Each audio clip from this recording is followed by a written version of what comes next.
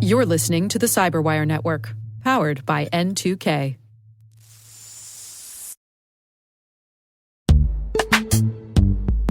Compliance isn't fun, but neither is a data breach or losing a customer. That's why Drata automated it. With automated evidence collection, over 80 integrations, and 24-hour monitoring, Drata automates the compliance process and keeps you audit-ready year-round.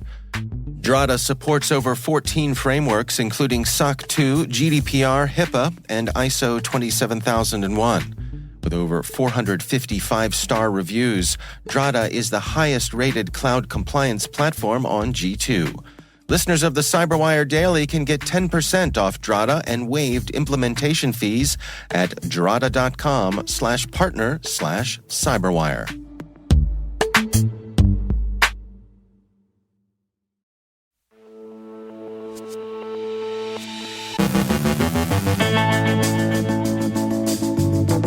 NATO considers Article 5 in cyberspace, while cyber attacks conducted in the Russian interest target the NATO summit. Anonymous Sudan remains a nuisance-level irritant. Plop's surprising use of MOVEit exploits. Asylum Ambuscade is a case study in privateering. There are reports of a breach at Razer. An indictment in a cyber incident at a California water treatment facility. Genesis Market's fire sale. Carol Terrio on the data Amazon customers provide, with some suggestions on curbing it. Our guest is Dmitry Bestujev, Senior Director in Cyber Threat Intelligence for BlackBerry. And Amazon Prime Day is upon us, and the crooks have noticed.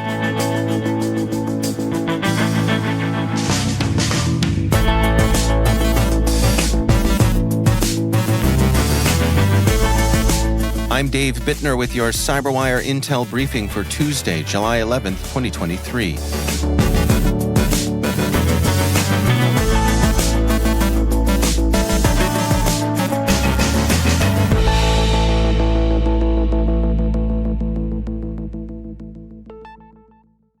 The summit in Vilnius, Lithuania, affords an opportunity for NATO to take stock of its collective cyber defenses.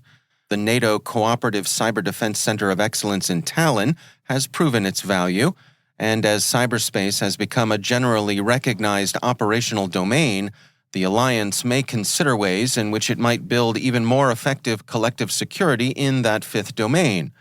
SecurityWeek offers a range of suggestions that may be under consideration, from collective joint cyber training to the formation of a NATO cyber command analogous to the national cyber commands several of its members have developed, to considerations of the ways in which cyber attacks might trigger the collective defense provisions of Article 5, and consideration of what a proportionate response to the cyber phases of a hybrid war might look like. The summit runs today and tomorrow. We'll be following the cyber-relevant developments. BlackBerry researchers have found that the Rom-Com threat actor is using malicious documents to spread its remote access Trojan.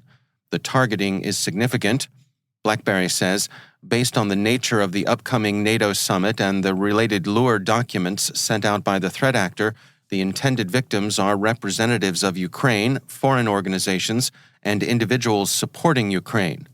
The researchers' conclusion reads, "Based on the available information, we have medium to high confidence to conclude that this is a Rom-Com rebranded operation, or that one or more members of the Rom-Com threat group are behind this new campaign supporting a new threat group." So, the NATO summit hasn't escaped the attention of those interested in disrupting what Russian state media nowadays calls the collective West. Anonymous Sudan launched another wave of DDoS attacks against U.S.-owned companies over the weekend, leading into Monday morning. The group, widely believed to be a Russian cyber auxiliary, claimed that the DDoS attacks against Reddit, Tumblr, Flickr, and ArchiveYourOwn.org were to take down services which host LGBTQ+ and not safe for work content. The group explained on its Telegram page, "It's part of our campaign targeting companies registered in the United States. The operators of this site is Organization for Transformative Works, OTW, who are registered in the United States.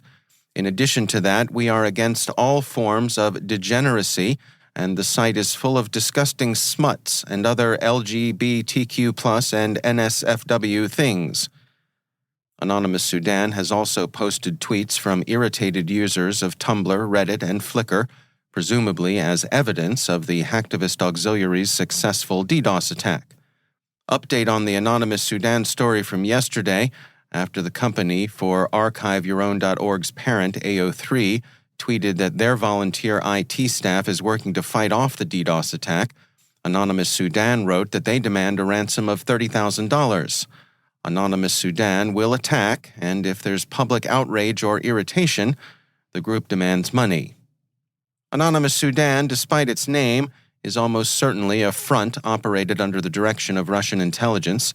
It's shown a growing sophistication in its operations, and its DDoS activity, more successful than most such attacks, suggests that it's receiving relatively lavish funding. The infrastructure necessary to conduct a DDoS on the scale the group has doesn't come cheap, Cybersecurity Dive points out. Researchers at Huntress note that the Klopp gang, despite compromising many entities via the MOVEit vulnerabilities, still hasn't used the access to deploy ransomware or compromise entire organizations. The group appears to be monetizing compromises that took place in late May by posting stolen data to its leak site. The researchers believe Klopp overloaded itself with opportunities and is working to monetize as many of them as possible until discovery or eviction. For all of Klopp's prominence in MOVEit exploitation, their backlog is surprising and, on reflection, a little dismaying. Just how much has the gang got on its plate? Asylum Ambuscade is a criminal group active since 2020 at least that's engaged in attacks against banks and cryptocurrency traders. ESET reports that the gang increasingly is functioning as an espionage service as well. ESET writes, Asylum Ambuscade has been running cyber-espionage campaigns since at least 2020. ESET reports that the gang increasingly is functioning as an espionage service as well. Asylum Ambuscade, whose attacks commonly begin with spear phishing, is thought to be a financially motivated group that engages in cyber-espionage as a side hustle. Who's hiring them is unclear, and ESET offers no speculation, but Infosecurity magazine notes some coincidences that suggest circumstantially that Pyongyang may be a client. BleepingComputer reported yesterday on recent rumors that the video game hardware company Razer may have been hacked on July 8th. A user on a nondescript hacker forum made a post titled Razer.com, source code, database, encryption keys, etc., and requested $100 in Monero cryptocurrency, which is known for its transaction anonymity, for a full dump of the alleged stolen information. Razer responded to this claim on July 9th in a tweet stating, "We have been made aware of a potential breach and are currently investigating." BleepingComputer also reported that Razer seems to have reset all member accounts requiring users to log in with their password and username, likely as a security response to the potential breach.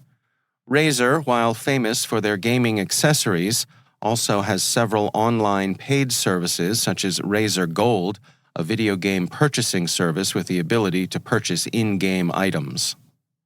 A federal grand jury has indicted a man from Tracy, Massachusetts, for intentionally causing damage to a protected computer after he was accused of remotely deleting critical software from a water treatment facility. The man, Rambler Gaio, was employed as an instrumentation and control tech for a private company responsible for operating the Discovery Bay Water Treatment Plant, located in Discovery Bay, California. The indictment was filed on June 27th and was unsealed on July 6th. HackRead reports that Gaio apparently resigned from the company responsible for servicing the plant and subsequently uninstalled the critical software on the water plant's computers. We note that Mr. Gaio is, of course, entitled to the presumption of innocence with respect to the allegations. The operators of the criminal marketplace Genesis Market are attempting to sell the platform, the Record reports. The attempted sale follows disruptions and seizures carried out by the U.S. FBI earlier this year. The criminals say the sale includes all the developments, including a complete database, source codes, scripts with a certain agreement, as well as server infrastructure.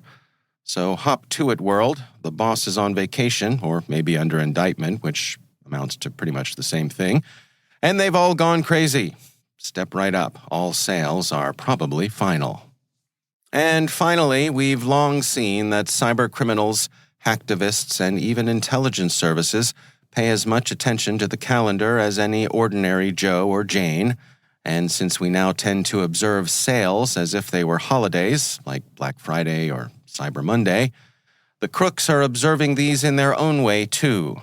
As Amazon Prime Day arrives with promising deals and discounts, it also presents a perfect opportunity for scammers and cyber threat actors to take advantage of eager shoppers.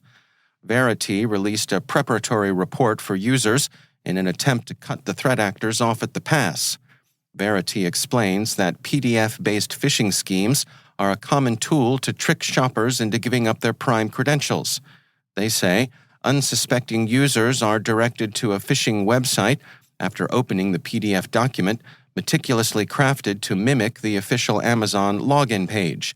The attackers employ AI-generated text, such as ChatGPT-generated content, to make the phishing sites look convincing.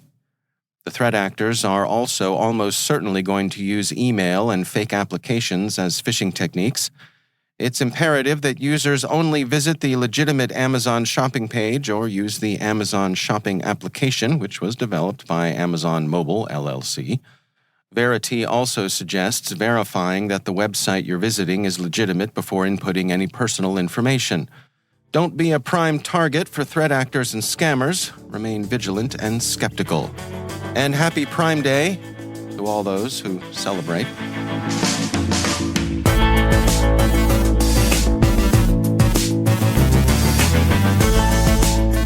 Coming up after the break, Carol Theriault on the data Amazon customers provide and some suggestions on curbing it.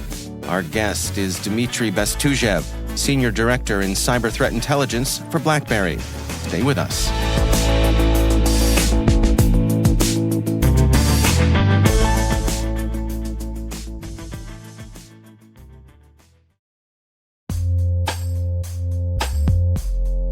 And now, a word from our sponsor, KnowBe4.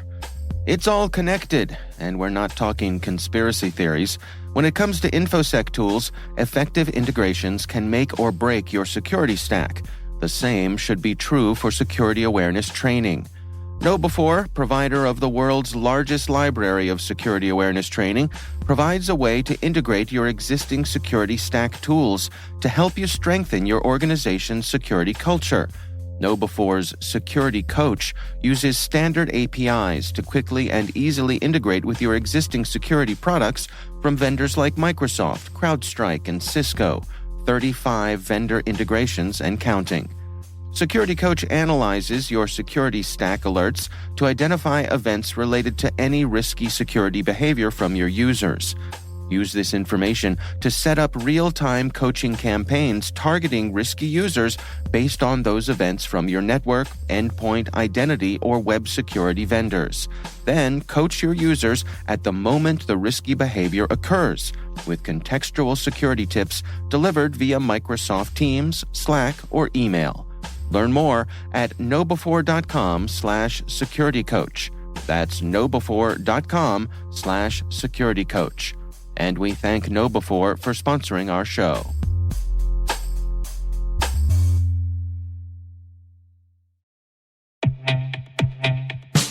There's nothing worse than relying on a legacy SIM that your security team has outgrown, especially when it impacts your ability to detect real incidents. Hunter's SOC platform offers built-in, always up-to-date detection rules and automatic correlation that allows SOC analysts to focus on higher-value tasks that impact your organization. It's time to move to a platform that reduces risk, complexity, and cost for the SOC. It's time to replace your SIM. Learn more by visiting hunters.security today.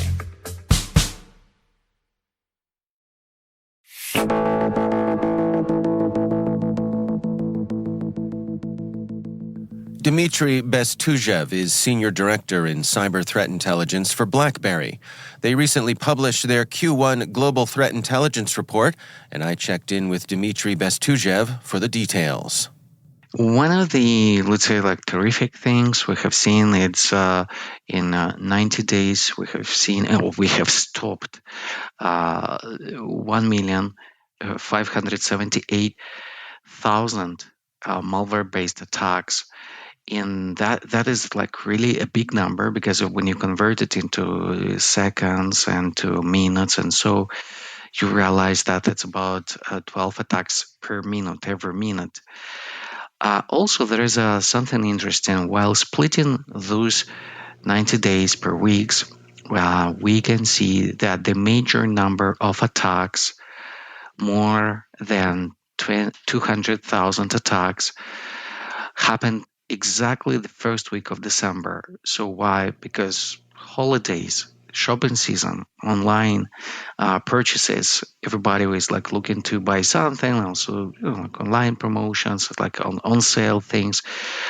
So that is what we can say in regards to the amount of attacks that happened exactly first week of December, while the lowest number of attacks happened on the fourth week of December, which is again logical, because vacations off, people already bought everything, so nobody is doing any online purchases, just spending with the family, sitting home, relaxing. So that's it's interesting that malware reflects motivations of the threat actors and also victims' habits. So it's not about malicious code only, it's about people, it's about our life. What are you seeing in terms of the threat actors themselves? Are what are the tools they're using, and how aggressive they are? That's a sad part. It's something which concerns me most, because we have seen that the threat actors, and it's financially motivated threat actors, nation-state threat actors, those who are, let's say, in shade or gray zone, it's unclear who it can be, because they use, let's say, shared tools, same weapons used by both nation-state and cybercrime. Those threat actors in general, they have targeted the following industries. Most targeted industries are financial institutions, 34%, then followed by health services, 14%, and then it's food and retailing, 12%. So that is about 60% of all attacks, and essentially it's all we need to live. We need access to our finances, we need access to healthcare, we need access to food. So we see that independently on the origins of the threat actor and the motivation, the impact, what are they targeting, what kind of businesses or industries they are targeting, and it's what we need even just to live. So that's something really concerning. So, based on the information that you all have gathered here, what are your recommendations? How should folks go about best protecting themselves? That is about knowing who are the threat actors, specifically targeting the industry you work for, the industry you defend. Who are those threat actors? What weapons do they use and how they use them? That approach is also called applied CTI, applied cyber threat intelligence. So it's about getting factual, contextual knowledge which you can use to anticipate the attacks and to take specific actions, for example, to test your protection capabilities, if not your detection capabilities. Same as your response. Can you respond to an attack and recover? So that information based on the actual attacks, actual weapons, actual threat actors helps blue teamers, red teamers, purple teaming joint exercises to test actual capabilities in terms of protection, prevention, response, etc. And that also helps to understand even if the tools we are using, let's say to protect my network, to protect my assets, if they are even designed to help me to face those threat actors, because sometimes threat actors might use tactics, techniques, and procedures which are out of protection scope. It means even with the best things we can do, best effort, if our systems, defensive systems, are not designed to protect against specific techniques, we will not be in a position to stop that threat actor. So my recommendation is to use CTI, cyber threat intelligence, with that context, so everyone may first do an effective threat module, and second, test your capabilities that I mentioned just before. That's Dmitry Bestujev from BlackBerry.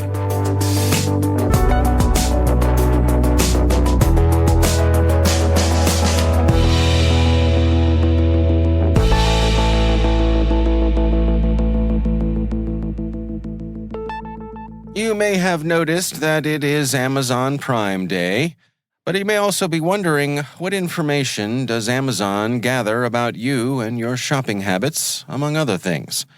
Our UK correspondent Carol Terrio was wondering the same thing. She files this report.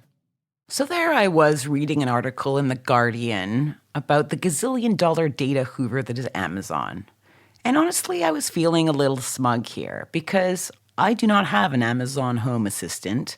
I do not have a Kindle. I do not have a Ring doorbell. But then I had to swallow my pride because I am indeed an Amazon Prime member. Now, I use this membership to buy items I cannot find locally or in another shop. And I also enjoy their video streaming service. And listen to this passage from The Guardian. Quote, the 200 million users who are Amazon Prime members are not only the corporation's most valuable customers, but also the richest source of user data. The more Amazon and services you use, whether it's the shopping app, the Kindle e-reader, the Ring doorbell, the Echo smart speaker, or the Prime streaming service, the more their algorithms can infer what kind of person you are and what you are most likely to buy next. The firm's software is so accomplished at prediction that third parties can hire its algorithms as a service called Amazon Forecast. I mean, Amazon's data collection is so vast that the only way to stop it completely is not to use the services at all. Actually, it's probably even worse than that. It probably means trying to stay off the internet entirely. And it's not like Amazon hasn't just recently been seriously dinged. It was hit with an $886.6 million fine for processing personal data in violation of the EU data protection rules, the GDPR. And that isn't pocket change, even for the mega giant that is Amazon. Now, The Guardian go on to make a few suggestions if you wanted to try and curb some of the data that was being collected by Amazon. You can ask the company for a copy of your data by applying under a data subject access request. The Alexa Assistant and Ring doorbell have their own privacy hubs that allow you to delete recordings and adjust privacy settings. Inside the Ring Control Center, you can tweak settings including who is able to see and access your videos and personal info from the central dashboard. And even when you are speaking to your Home Assistant, you can say, delete what I just said, or delete everything I said today. You can also use privacy-focused browsers such as DuckDuckGo, Firefox, and Brave to stop Amazon from tracking you. And here's the thing that really gets me in all this. It's that these are not free service that Amazon are kindly providing to you in exchange for your data. They are charging you for the Kindle and then access to the digital books. And they're using that collated data to help build a profile of you for their advertising partners. Same goes for the Ring doorbell or the Home Assistant. And yes, same goes for me, an Amazon Prime user, who is paying for these services, but also providing them huge amounts of data so they can build a profile about me. Maybe that's why I keep getting retirement and funeral ads. I think they've got my age slightly wrong, or they know something I don't. I'm not sure what's scarier. I don't know, it just reeks of unregulated greed. Like someone who has cashed in their chips but continues to play poker. Not someone I'd want as a friend or as a business partner. And maybe I really need to think hard about lining Jesus's pockets just so I can stream a few movies. This was Carol Theriault for the CyberWire.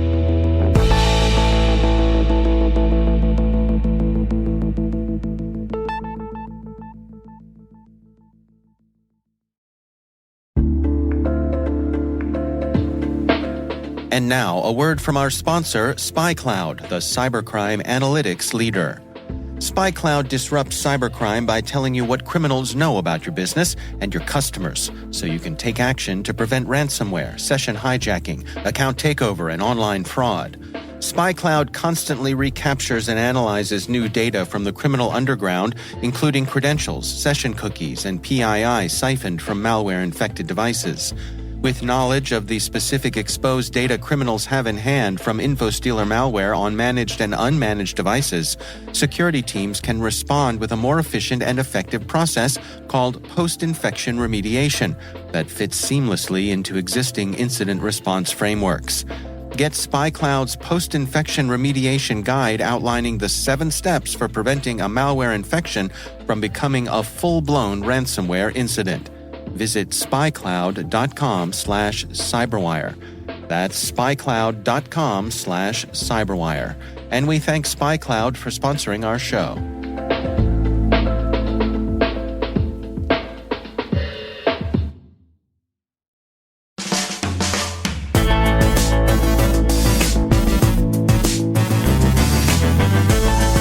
And that's the CyberWire. For links to all of today's stories, check out our daily briefing at thecyberwire.com. We'd love to know what you think of this podcast. You can email us at cyberwire@n2k.com. Your feedback helps us ensure we're delivering the information and insights that help keep you a step ahead in the rapidly changing world of cybersecurity. We're privileged that N2K and podcasts like the CyberWire are part of the daily intelligence routine of many of the most influential leaders and operators in the public and private sector, as well as the critical security teams supporting the Fortune 500 and many of the world's preeminent intelligence and law enforcement agencies. N2K Strategic Workforce Intelligence optimizes the value of your biggest investment, your people. We make you smarter about your team while making your team smarter. Learn more at n2k.com. This episode was produced by Liz Irvin and senior producer Jennifer Iben. Our mixer is Trey Hester with original music by Elliot Peltzman. The show was written by our editorial staff. Our executive editor is Peter Kilpie, and I'm Dave Bittner. Thanks for listening. We'll see you back here tomorrow.